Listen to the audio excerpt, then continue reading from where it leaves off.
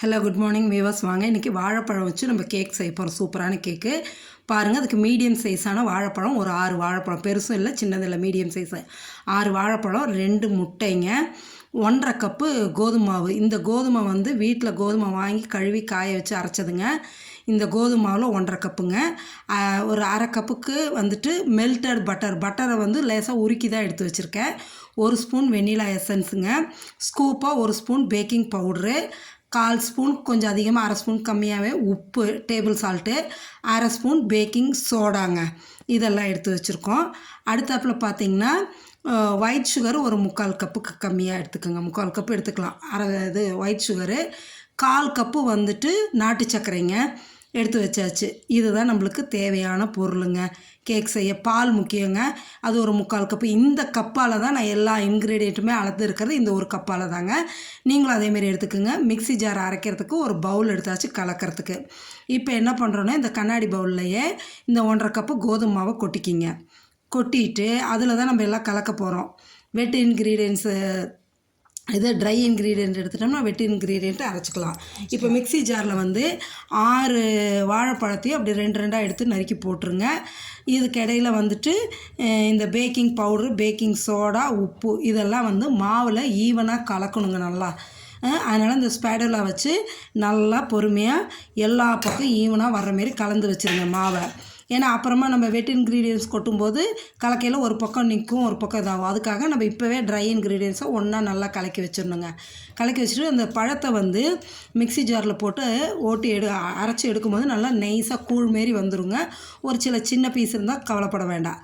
இந்தமாரி கூழாக அரைச்சி அதையும் ஊற்றிடுங்க. ஊற்றிட்டு அதே மிக்ஸி ஜாரில் நல்லா இது நைஸாக இருக்குங்க.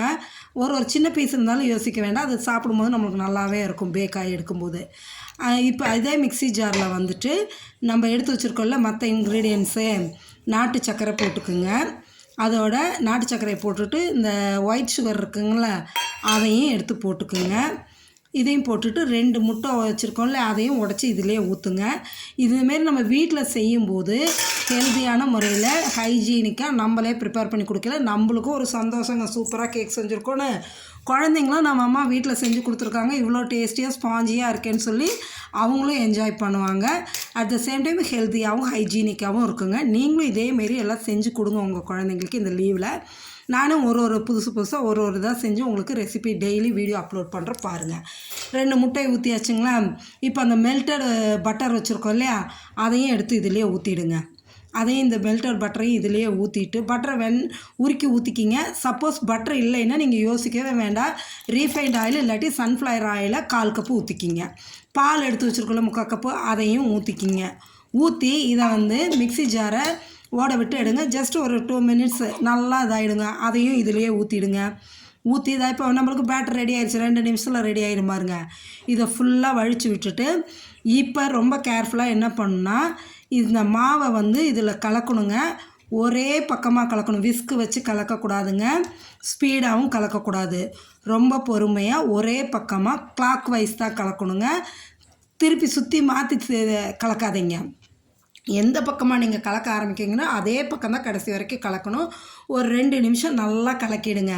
பேட்டர் ரெடி ஆயிடுச்சுங்க. இதில் இந்த 1 ஸ்பூன் வெண்ணிலா எசன்ஸ் வச்சுருக்கோம்லங்க, இதை மிக்ஸி ஜாரில் அரைக்கும் போது ஊற்றிருக்கலாம், நான் மறந்துட்டு அதை இப்போ ஊற்றி கலக்கிட்டேன். அதை இந்த கப்பில் தான், இந்த கிண்ணத்தில் தான் வந்து இது பண்ண போகிறோம். வெண்ணெயை தடவி மாவு போட்டு டஸ்ட் பண்ணி வச்சுருக்கோம் பாருங்கள். இப்போ அந்த கலந்த மாவை இதை ஊற்றணும். இதுதான் சரியான கன்சிஸ்டன்சிங்க கேக் பேட்டருக்கு.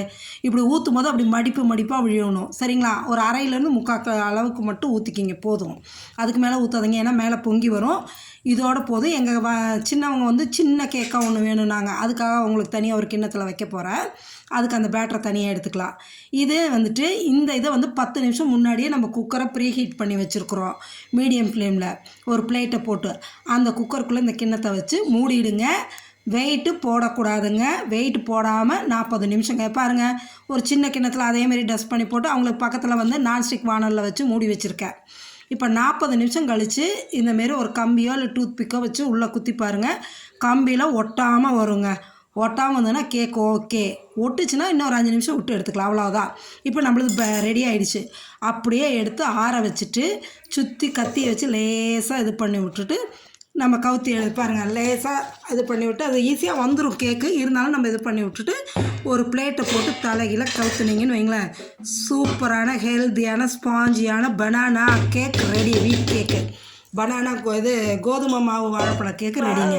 சூப்பராக அடி பிடிக்காமல் எந்த அளவு வந்திருக்கு பாருங்கள், அழகாக நல்லா ஸ்பாஞ்சிங்க. இப்போ இது வைக்கும் போதே உங்களுக்கு தெரியும் பாருங்கள், அமுத்தினோம்னா அப்படியே பஃபியாக இருக்கும் பாருங்கள்.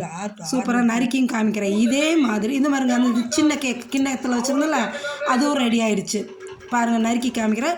இதே சாஃப்டாக இருக்கும். நீங்களும் உங்கள் குழந்தைங்களுக்கு செஞ்சு கொடுங்க, சாப்பிடுங்க, என்ஜாய் பண்ணுங்கள் லீவை. இதை செஞ்சு பார்த்து சாப்பிட்டு எனக்கு கமெண்டில் சொல்லுங்கள். சப்ஸ்கிரைப் பண்ணுங்கள், உங்கள் ஃப்ரெண்ட்ஸ்க்கெல்லாம் ஷேர் பண்ணுங்கள், லைக் பண்ணுங்கள். எல்லா வீடியோவும் என்னோடது பாருங்கள், டெய்லி ஒரு வீடியோ வருது, அப்லோட் பண்ணுறேன், பார்த்துட்டு சொல்லுங்கள். தெரியுங்களா? அதான் சூப்பரான கேக் ரெடி. ஓகே.